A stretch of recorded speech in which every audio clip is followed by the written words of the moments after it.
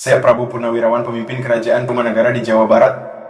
Yang menjauh saya Ratu Sihmah, pemimpin Kerajaan Kalinga. Sejarah peradaban, hubungan Timur Tengah dan Indonesia, warisan keberagaman yang kokoh.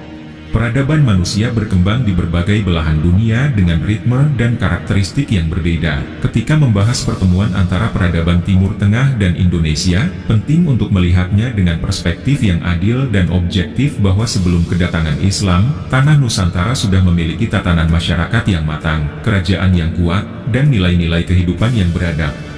Peradaban Timur Tengah, dari masa jahiliyah hingga munculnya Islam, di wilayah Timur Tengah, khususnya kota Mekah, sekitar tahun 600 Masehi, kondisi sosial dikenal sebagai masa jahiliyah.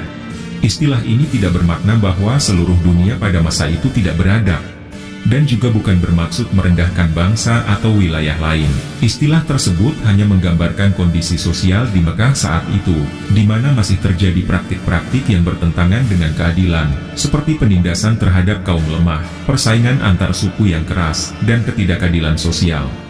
Sebelum kondisi itu berubah, Nabi Muhammad SAW lahir pada tahun 571 Masehi. Pada tahun 600 Masehi, beliau diangkat menjadi rasul untuk membawa ajaran yang mengubah wajah peradaban, ajaran yang menekankan kesetaraan, keadilan, dan kasih sayang.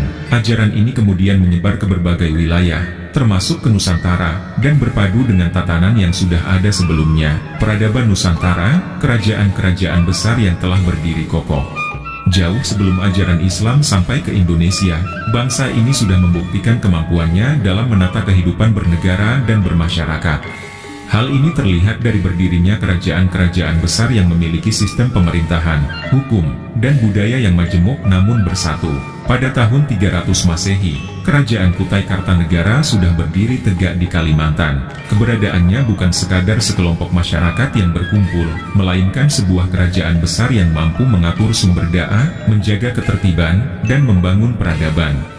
Fakta ini membuktikan bahwa bangsa Indonesia bukanlah bangsa yang sembarangan, melainkan bangsa yang sejak ribuan tahun lalu sudah memiliki kecerdasan dan kemampuan untuk membangun peradaban yang maju. Saya Prabu Purnawirawan, pemimpin Kerajaan Tumannegara di Jawa Barat. Di Jawa Barat, pada tahun 400 Masehi, berdirilah Kerajaan Tarumanegara yang dipimpin oleh Raja Purnawarman. Kerajaan ini dikenal memiliki sistem irigasi yang canggih, hubungan perdagangan yang luas, dan tatanan hukum yang jelas. Kemudian, pada tahun 500 Masehi, muncul Kerajaan Kalinga yang dipimpin oleh Ratu Sihmah, seorang pemimpin wanita yang dikenal sangat tegas dalam menegakkan keadilan. Yang menjauh saya Ratu Sihmah, pemimpin Kerajaan Kalinga. Sehingga kerajaannya dikenal makmur dan sejahtera. Di wilayah Malang, Jawa Timur, pada tahun 450 Masehi juga berdiri Kerajaan Kanjuruhan yang berkembang pesat dalam bidang budaya dan ekonomi. Di masa-masa itu, ketika wilayah lain masih berupaya membangun pola hubungan manusia yang baik, di Nusantara nilai-nilai gotong royong, toleransi, dan kebersamaan sudah menjadi pondasi kehidupan. Berbagai suku, budaya, dan kepercayaan hidup berdampingan, membentuk pola kehidupan yang harmonis. Warisan nilai, Bhinneka Tunggal Ika sebagai jadi diri bangsa. Pertemuan antara peradaban Timur Tengah melalui penyebaran Islam dengan peradaban Nusantara yang sudah matang bukanlah pertemuan antara peradaban yang maju dan yang tertinggal. Sebaliknya, ini adalah pertemuan dua peradaban yang saling melengkapi. Ajaran Islam yang menekankan kesetaraan dan keadilan berpadu dengan nilai-nilai lokal yang sudah mengutamakan kebersamaan, sehingga melahirkan corak keislaman yang khas Indonesia yang ramah, toleran, dan menghargai keberagaman.